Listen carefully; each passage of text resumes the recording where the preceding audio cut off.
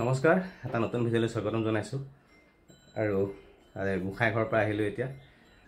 যোৱাকালি কি হ'ল মানে যোৱাকালি ঘপককৈ মানে এনেকুৱা এটা বিষ হৈছে এই যে মোৰ আগতে এবাৰ আগৰ ভিডিঅ' যিসকলে চাইছে গম পাইছে মোৰ এবাৰ কিডনী ষ্টোন অপাৰেশ্যন হৈছিলে আজিৰ পৰা 1.5 বছৰ আগত তাৰপিছতে 1 বছৰ জানুৱাৰীত হৈছিলে যোৱা বছৰ তাৰপিছতে কালিও মানে সেই তেনেকুৱা এটা বিষ হৈছিলে তাৰপিছতে মই ভয় খাইছিলোঁ কাৰণ ডক্টৰে বাৰে বাৰে কৈছিলে যে তোৰ ৰিফৰ্ম হ'ব পাৰে মানে এবাৰ যাৰ কিডনী ষ্টোন হয় তাৰ মানে হৈয়ে থাকে বুলি কয় গতিকে আৰু মোৰ পানী চানী খোৱাটো কমেই হয়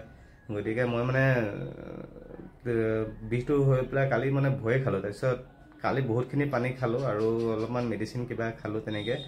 আজি যেনিবা বিষটো নহ'লে মই আজি অপাৰেশ্যন কৰিবলৈ যোৱাৰ কথা আছিলে কিন্তু যোৱা নহ'ল তাৰমানে মই কিবা এটা কৰিবলৈ যোৱাৰ আগত কিমান বাৰ চিন্তা কৰোঁ ঠিক নাই মানে ইফালেও ভাবোঁ সিফালেও ভাবোঁ কেতিয়াবা নিজেও খং উঠে মানে মই ইমানেই বেছি চিন্তা কৰোঁ কিন্তু উপায়টো নাই মানে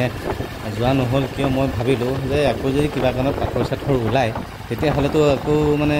টেনশ্যন এডাল মূৰত সোমাই থাকিব লাগিব আৰু কালি মই পানী বহুত খাইছোঁ আৰু ঔষধো খাইছোঁ গতিকে আগৰ ঔষধখিনি খাই পেলাই মানে বহুতখিনি আজি যিহেতু ভাল পাইছোঁ মই একো তেনেকুৱা প্ৰব্লেম পোৱা নাই গতিকে ভাবিছোঁ দুদিনমান এনেকৈ চাওঁচোন তাৰপিছত যদিহে মানে বাৰু পিছত যদি দিগদাৰ পাওঁ তেতিয়া কৰিম আৰু সেইটো বুলি ভাবিয়ে আজি মানে সেইটো কেঞ্চেল কৰিলোঁ আৰু চিন্তাটো মানে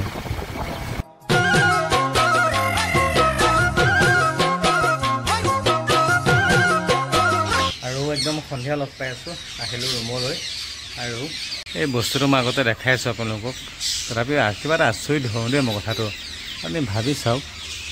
ইমানবোৰ ভাটৌ ইয়াৰ ওপৰত সিহঁতে দিনটো নাথাকে এই যেতিয়া সন্ধিয়া হ'ব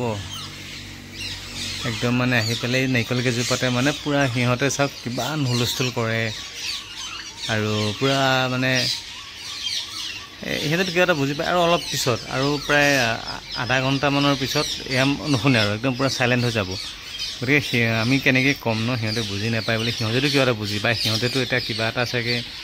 ইমান যে হুলস্থুল কৰি আছে কিবা নিজৰ মাজতে এটা পাতি আছে চাগে ন কিবা ভাল লাগে মানে মই সিহঁতৰ এই বস্তুটো মানে আৰু বেলেগ কোনো গছত মই দেখা নাপাওঁ খালি কিছুপাতে দেখা পোৱা যায় মানে আচৰিত লাগে মানে কিছুমান বস্তু আৰু এফালে এইগৰাকী বিস্কুট চিস্কুট খালে দিলোঁ এতিয়া আৰু শুইছে আৰু পূৰা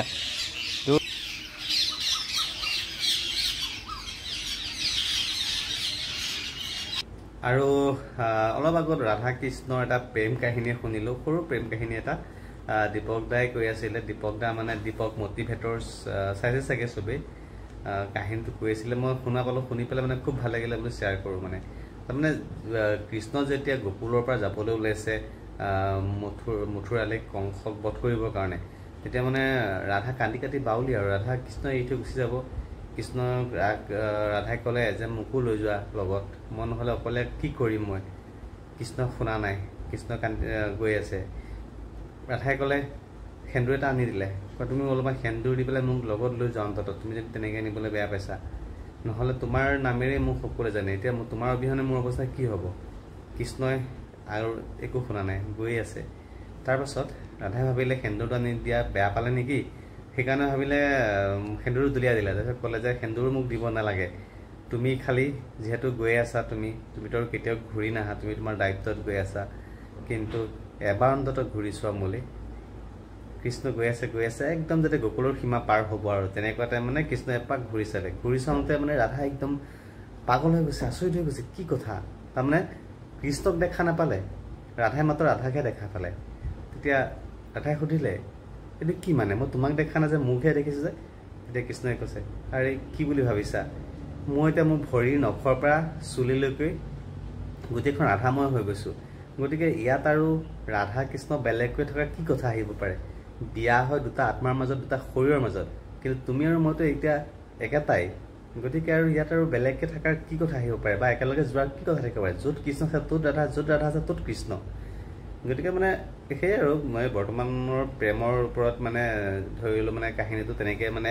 ক'লে আৰু দীপক দাই মানে কাহিনীটো সঁচাকৈ বৰ ভাল লাগিলে সেইকাৰণে মই শ্বেয়াৰ কৰিলোঁ আৰু ভাত বনাবলৈ আহিলোঁ দালি বনালোঁ দালি পূৰা দেখোন থিৰ হৈ গ'ল মানে পানী কম হ'ল চাগে একো আইডিয়াই নাপাওঁ মানে